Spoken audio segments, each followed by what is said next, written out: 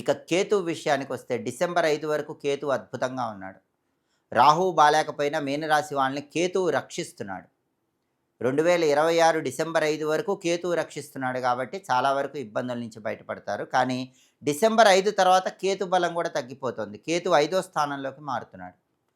2026 December 5 నుంచి 2027 April 6 వరకు కేతు బలం లేదు. కేతు 5వ స్థానంలోకి వస్తున్నాడు కాబట్టి మీనరాశి వాళ్ళు ఎవరైనా కొత్తగా పెళ్ళైన వాళ్ళుంటే డిసెంబర్ 5 నుంచి 2026 ఏప్రిల్ 6 మధ్యలో సంతానం కలగటం ఆలస్యం అవుతూ ఉంటుంది.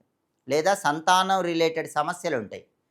సంతానం ఉన్న మీనరాశి వాళ్ళకి 2026 డిసెంబర్ 5 నుంచి 2027 ఏప్రిల్ 6 మధ్యలో అంటే మళ్ళీ వచ్చే ఉగాది వరకు కూడా పంచమ కేతు దోషం ఉంటుంది. చిల్డ్రన్ రిలేటెడ్ సమస్యలు అంటే వాళ్ళకి సంబంధించిన విద్య, ఉద్యోగం, వ్యాపారం, విదేశీయానం ఇలాంటి సమస్యలు ఏవో ఒకటి మీనరాశి వాళ్ళకి వస్తాయి. ఆ సమయంలో మాత్రం మంగళవారం పూట గణపతి ఆలయ దర్శనం చేసుకోవటం, గరిక, ఎర్ర పుష్పాలతో గణపతిని పూజించడం, సంకటనాశక గణేష స్తోత్రాన్ని చదవటం లేదా వినటం మంగళవారం చేయాలి.